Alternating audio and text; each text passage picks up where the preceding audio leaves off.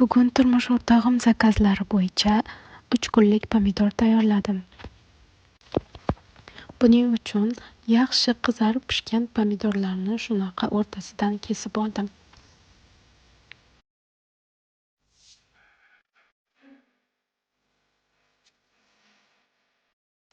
Pomidorlarni o'rtasiga solish uchun bulg'or qalampiri, chesnok, achchiq qalampirni cho'pterda maydalab oldim. Maydalangan ko'katlarni ham solib aralashtirdim.